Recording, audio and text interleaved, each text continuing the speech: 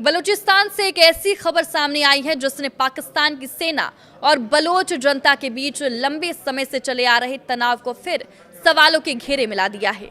दावा किया जा रहा है कि बलूचिस्तान में आजादी के जश्न से नाराज पाकिस्तानी सेना ने सुराब के गोंधान गांव में आधी रात एयर स्ट्राइक की। रिपोर्ट्स के मुताबिक इस हमले में 28 लोगों की मौत हुई है, जिसमें 9 बच्चे और 7 महिलाएं शामिल हैं, जबकि 17 से ज्यादा लोगों के घायल होने की बात कही जा रही है। अगर ये आंकड़े और हमले से जुड़ी जानकारी सही साबित होती है तो ये बलूचिस्तान में आम नागरिकों की सुरक्षा को लेकर बेहद गंभीर सवाल खड़े करता है। लेकिन इस पूरे मामले के पीछे की कहानी सिर्फ एक एयर स्ट्राइक तक सीमित नहीं है।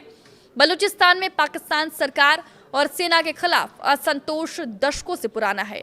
बलोच समूह लंबे समय से राजनीतिक अधिकार, संसाधनों पर स्थानीय नियंत्रण और सैन्य कार्रवाई को लेकर विरोध करते रहे हैं। आखिर सुराब में रात के अंधेरे में क्या हुआ, हमले में कितने लोग मारे गए और बलूचिस्तान में पाकिस्तान के खिलाफ विरोध की जड़ें आखिर कितनी गहरी है। नमस्कार, मैं हूं साक्षी झा और आप देख रहे हैं न्यूज़ 18 का डिजिटल प्लेटफॉर्म। सुराब में रात का हमला। बताया जा रहा है कि बलूचिस्तान के सुराब इलाके के गोंधान गांव में देर रात अचानक सैन्य कार्रवाई हुई। स्थानीय स्तर से सामने आए दावों के मुताबिक गांव को निशाना बनाकर हवाई हमला किया गया। हमले के बाद इलाके में अफरा तफरी मच गई। कई घरों को नुकसान पहुंचने और बड़ी संख्या में लोगों के हताहत होने के दावे सामने आए हैं। सबसे चिंताजनक बात यह है कि मृतकों में महिलाओं और बच्चों के शामिल होने की बात कही जा रही है। हालांकि ऐसे संघर्ष वाले इलाकों से आने वाली शुरुआती रिपोर्टों की स्वतंत्र पुष्टि मुश्किल होती है, इसलिए मृतकों और घायलों की संख्या को लेकर आधिकारिक और स्वतंत्र पुष्टि का इंतजार जरूरी है। हमले को लेकर सामने आ रहे दावों में 28 लोगों के मारे जाने की बात कही जा रही है। इनमें 9 बच्चे और 7 महिलाएं शामिल होने का दावा है। वहीं 17 से ज्यादा लोगों के गंभीर रूप से घायल होने की बात भी सामने आई है। अगर ये आंकड़े सही है तो एक ही हमले में इतने नागरिकों की मौत बेहद गंभीर मामला है। अब सवाल उठता है कि गांव को निशाना क्यों बनाया गया? क्या वहां किसी प्रतिबंधित संगठन के खिलाफ सैन्य अभियान चलाया जा रहा था या फिर आम नागरिक भी इस कार्रवाई की चपेट में आए? इन सवालों का जवाब जांच के बाद ही साफ हो सकेगा। बलूचिस्तान पाकिस्तान का सबसे बड़ा प्रांत है, लेकिन लंबे समय से यहाँ राजनीतिक असंतोष और सशस्त्र संघर्ष की स्थिति बनी हुई है।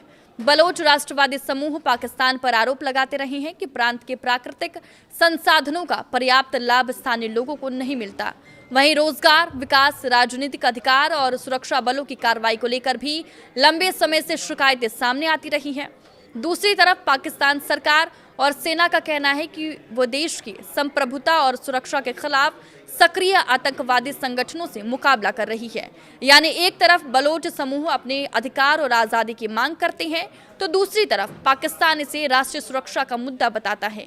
इसी टकराव ने बलूचिस्तान को लंबे समय से अस्थिर बना रखा है। बलूचिस्तान में कई संगठन पाकिस्तान से अलग स्वतंत्र बलूचिस्तान की मांग करते रहे हैं।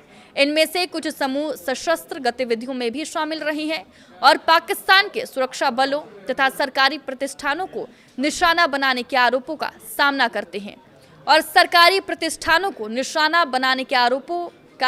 करते हैं पाकिस्तान की सेना ऐसे संगठनों के खिलाफ लगातार अभियान चलाती रही है, लेकिन मानवाधिकार संगठनों और बलोच कार्यकर्ताओं का आरोप है कि सैन्य अभियानों के दौरान आम नागरिक भी प्रभावित होते हैं और लोगों के लापता होने और मानवाधिकार उल्लंघन की शिकायतें सामने आती रही है। यही वजह है कि सुराब की कथित एयर स्ट्राइक को लेकर भी सवाल उठ रहे हैं। इस पूरे घटनाक्रम के बीच पाकिस्तान के सेना प्रमुख जनरल आसिम मुनीर की भूमिका को लेकर भी राजनीतिक आरोप लगाए जा रहे हैं।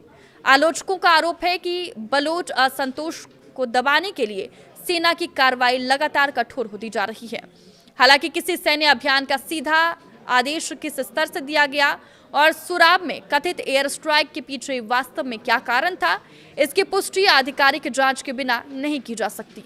इसलिए इस मामले में सामने आ रहे हर दावे को सावधानी से देखना जरूरी है। बलूचिस्तान की कहानी आज की नहीं है। संसाधनों, विकास, राजनीतिक अधिकार और सुरक्षा को लेकर यहाँ लंबे समय से संघर्ष चलता रहा है। लेकिन अगर सुराब के गोंधान गांव में हुए कथित हमले में बड़ी संख्या में आम नागरिकों की मौत की पुष्टि होती है तो ये पाकिस्तान में मानवाधिकार और नागरिक सुरक्षा को लेकर एक बड़ा सवाल बन सकता है।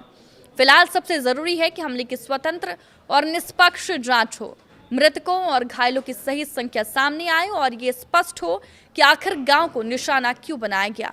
क्योंकि किसी भी संघर्ष में सबसे बड़ी कीमत अगर आम नागरिक चुकाते हैं तो सवाल सिर्फ सुरक्षा का नहीं रहता, सवाल इंसानी जिंदगी का बन जाता है। आपके इस वीडियो पर क्या राय है, हमें कमेंट करके जरूर बताएं। नमस्कार।